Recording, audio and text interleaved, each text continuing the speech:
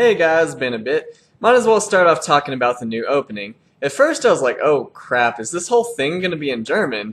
But I have to admit after that initial part, it transitions into some really nice operatic speed metal.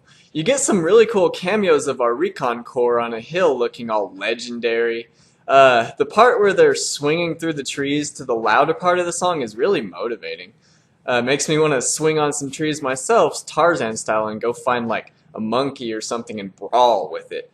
This is really quite a good opening, but does it beat the first? No. The first is a legendary theme that was basically the series' trademark. If you haven't noticed, it's freaking everywhere because of its memorable visuals in the catchy song.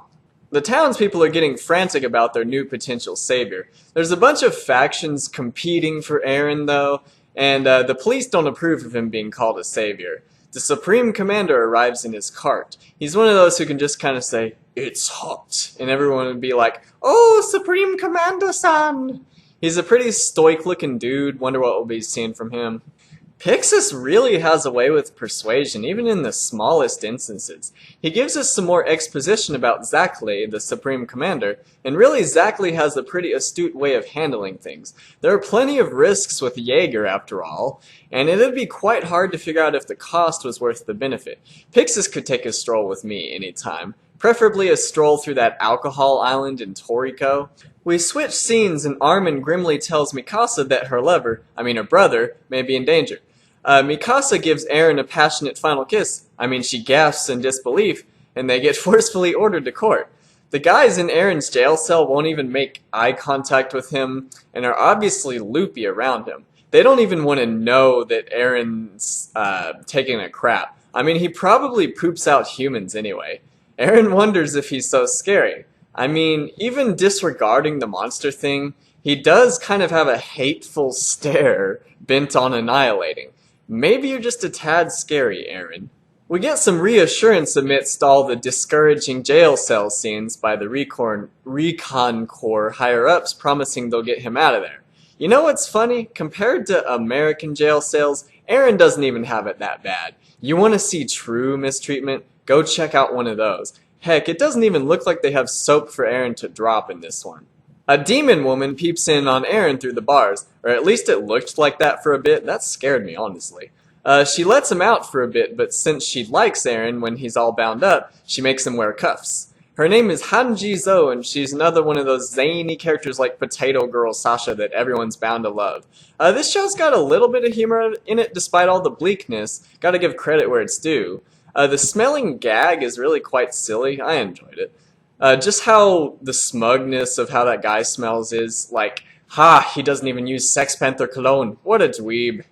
Eren gets thrown into a fancy courtroom at gunpoint and shoved along without even knowing why he's there. Try to put yourself in that situation for a bit. Imagine waking up and being thrown into a courtroom without knowing what's up.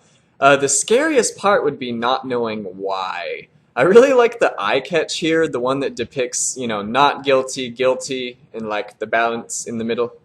You can tell they don't want to take any chances with Eren as they're even restricting his movement while he's cuffed.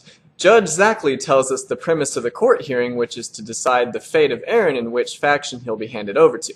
The Recon Corps tell their side after the police want to use Eren like livestock, the very thing he doesn't even want to be. The religious zealot, as usual, impedes all progress. It's smirk-worthy how the anime depicts him as a lunatic.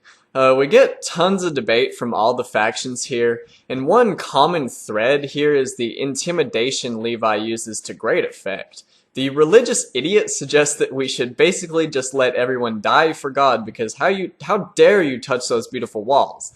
I guess he drew a drawing with a stick on one of the walls or something and is just too prideful to let it go. Although it sucks for Eren, it really is true that you shouldn't conceal the fact that he attacked fellow soldiers. It would have been found out sooner or later, probably with a lot more casualties. I love seeing Mikasa emote, and she gets really pissed. Mikasa intelligently makes the case that he defended her more than he potentially harmed her.